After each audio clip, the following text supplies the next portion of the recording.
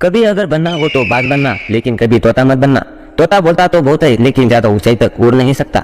बाज बोलता बहुत कम है, लेकिन सबसे ऊंचाई पर उड़ता है और बाकी पक्षियों के राजा होता है। आज मैं आपको 5 ऐसे पॉइंट्स बताऊंगा जो कि हर एक इंसान को बाज से सीखना चाहिए और लाइफ की बहुत बड़ी लर्निंग है इन 5 पॉइंट्स में। 1, बाज की तरह अकेले चलना सीखो। बाज अकेला उड़ता है और बाकी पक्षियों के मुकाबले सबसे ऊंचाई पर उड़ता है।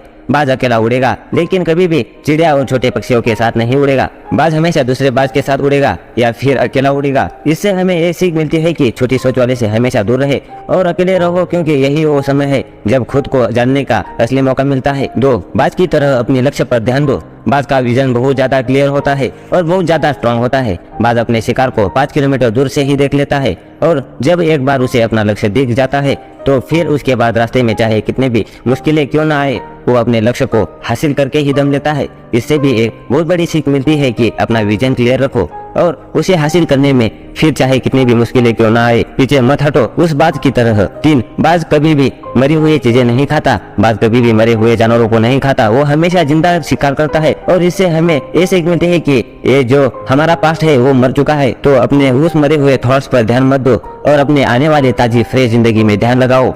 अपने पास्ट की पुरानी यादें जो तुम्हें तंग करती है उन्हें वही रहने दो जहाँ उसकी जगह है और तुम्हारे पास की जगह है। अपने में वर्तमान में जगह मत दो, क्योंकि अगर एक बार तुम्हारा पास तुम्हारे प्रेजेंट में आ गया तो तुम्हारा पास तुम्हें कभी तुम्हारे प्रेजेंट में नहीं रहने देगा। पास में तुम्हारे साथ कितना भी बुरा क्यों ना हुआ हो, वो सब यादें और थॉट्स मर चुके हैं और उस बाज की तरह बनो जो कभी भी मरी हुई चीजों को नहीं खाता। 4, मुश्किल समय में डरो नहीं। जब आधी तूफान आता है, जो बाज बहुत ज्यादा एक्साइटेड हो जाता है। जब बारिश होती है, जो सारे पक्षी छिप कर बैठ जाते हैं, लेकिन बाज को बहुत मजा आता है। जब तेज हवाएं चलती है तो बाज उन हवाओं के सहारे और तेजी से ऊपर और उड़ता है और ऊपर उड़ते उड़ते इतना ऊपर उड़ जाता है कि बादलों से भी ऊपर पहुंचा जाता है। और इससे भी एक बहुत बड़ी सीख मिलती है कि मुसीबत में भी मजा ढूंढो। और नेपोलियन हिल ने एक बार कहा था कि हर बड़ी चुनौती अपने साथ में एक बहुत बड़ा अवसर लेकर आती है।